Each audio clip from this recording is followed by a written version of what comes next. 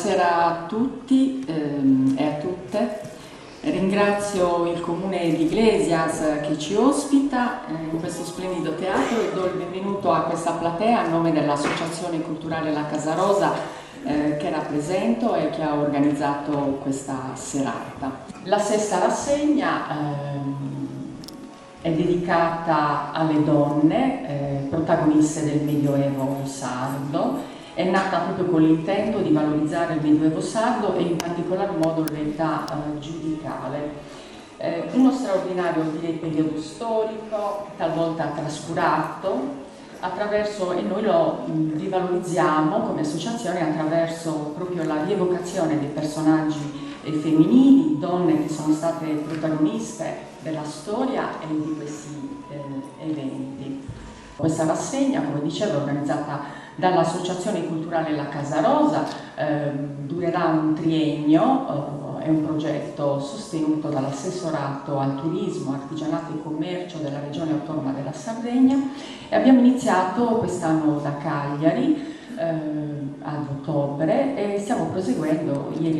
Giorni fa eravamo a San Luri, oggi qui a Iglesias, grazie proprio alla disponibilità del teatro posto dal Comune di Iglesias, e domani saremo ad Oristano e concludiamo questo ciclo del 2022. L'anno prossimo saremo in giro in tutta la Sardegna, in tutte le aree, nord, Gallura e nel Morese, per continuare a parlare di donne. Ringrazio in particolare Maristella Casula, nella veste di Maristella Casula, ma a nome di tutte le persone che promuovono quella che è la cultura della parità e del ruolo delle donne che hanno avuto nel nostro territorio. Maggiore sarà il numero di donne che riusciranno a fare rete tra loro, personalmente e professionalmente, sostenendosi vicendevolmente. Più incisivo sarà il contrasto alle deprecanti condizioni di discriminazione, palesi e celate. Grazie Maristella, grazie per aver pensato alla nostra bella città medievale per trattare un argomento che a noi cittadini di Iglesias da sempre sta molto a cuore. Ciò di cui racconteremo oggi sa di fiaba e quindi un po' di fantasia, ma parleremo di regine, o meglio di giudicesse, al comando dei giudicati. In quanto primogenita, Benedetta ereditò dal padre, morto senza lasciare eredi maschi, il titolo giudicale.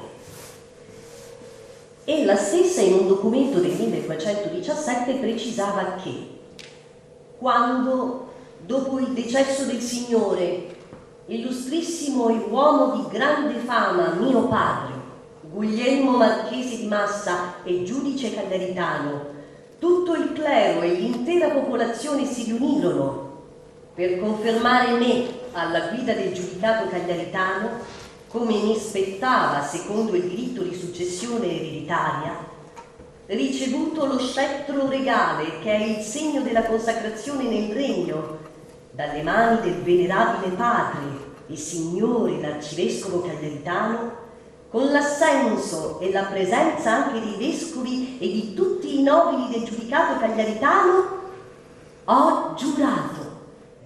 Questo argomento di cui stiamo parlando, le donne in Sardegna nel Medioevo ed esattamente in questa zona, perché molte delle cose che sono state dette o che verranno ricordate stasera sono tratte anche dal famosissimo Prevedi, che è il documento meglio conservato di tutta questa epoca. Quello che la distinse fu che all'atto della consacrazione ha giurato, tra l'altro, di non alienare né diminuire il territorio del giudicato, di non cederne i castelli e di non allearsi a gente straniera senza il consenso dei maggiorenti. Si parla di lei come una che saliva sopra il cavallo e correva per tutto quanto il territorio, con questa maschera bellissima e con il suo mantello rosso. Le donne nel Medioevo, come il Medioevo stesso, sono fin troppo spesso vittime di stereotipi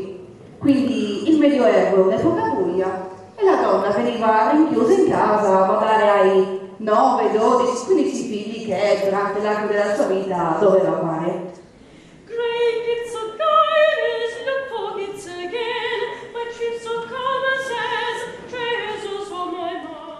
Breve di la Chiesa, codice di leggi, quindi è un codice chiaramente, ma attraverso le leggi che noi possiamo leggere in questo documento riusciamo a ricostruire l'Ecclesias medievale.